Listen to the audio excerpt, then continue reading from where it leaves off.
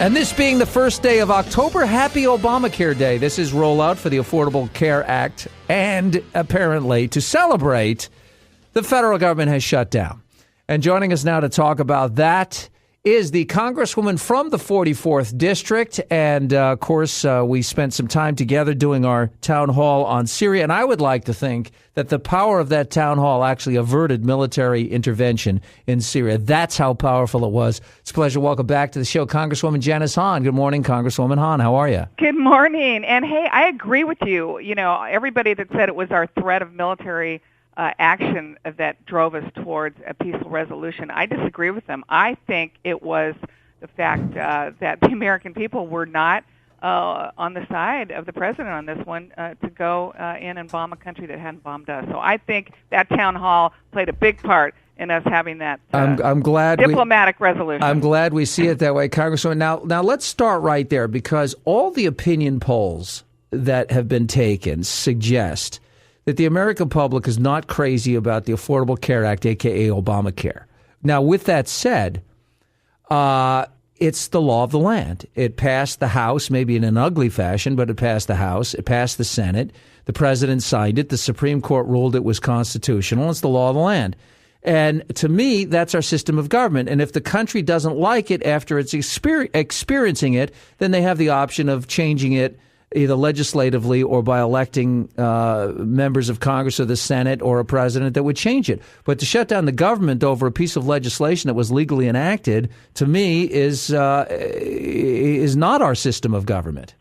Well, and I think that the same polls also said, while the American people are confused or unsure about this, they in no way wanted us to shut down the federal government over the Affordable Care Act. In fact, that's the one thing. That's what's upsetting to me. The one thing that the polls showed that the American public liked less than Obamacare was a government shutdown over Obamacare. Right. I think, and that's what's really. It was a sad night last night at 12:01 when we shut down the government over this issue, and we know, as on the same day that the exchanges are opening up across the country and giving people an opportunity to see for themselves what this Affordable Care law actually means to them.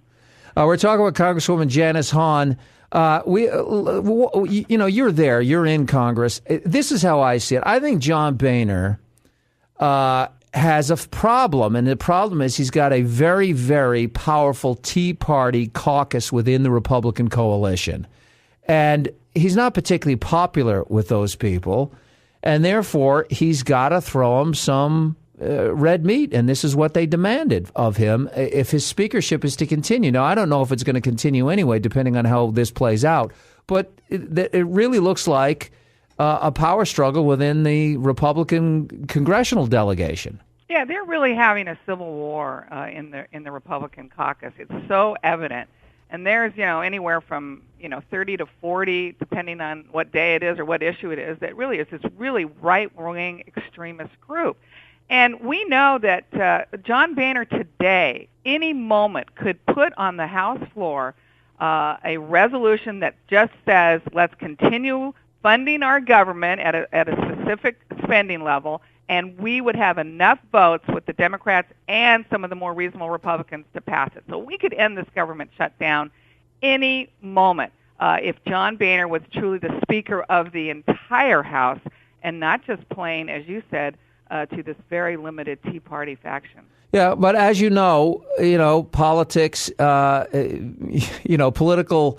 This is more than this is. I think if he were to do that, he'd be committing political hara-kiri, and speakers tend not to want to do that. On the Democratic side, we also have Harry Reid, who has largely refused to allow these things even to come up to a vote, and there's politics in that too, because he's trying to protect Mark Pryor and some of the vulnerable Democrat senators who are up for re-election. So but meanwhile, the American public is looking at all this and saying this. We're cannon fodder in this party warfare. I mean, that's all we are. The American public is just caught in the middle, in no man's land, while this stuff goes on. I agree. And, I think we have the lowest approval rating, Congress does, I think, that we've ever had. And you're right. The American people know that there's no other other walk of life out there where you get everything you want. Not in your own family, not in your workplace, not in a marriage, not in a relationship. You never get all that you want. You have to compromise. The problem is this country has voted for and sent to Congress people who came here specifically feeling like they had a mandate to not compromise. Well, that's exactly right. That's exactly right. Although I will say, and I know time is short here, but I think that somebody, maybe you could do this, should introduce a law saying that in the future, any government shutdown, Congress, the Senate, and the President and the Cabinet doesn't get paid. I agree. I think you're absolutely right. When I think about all the people who are really essential around here, who who are not going to get a paycheck, I think you're absolutely right. It might make us think twice before voting to shut the government. Hey, listen, thanks so much for coming on. A Twitter account at @rep_Janice.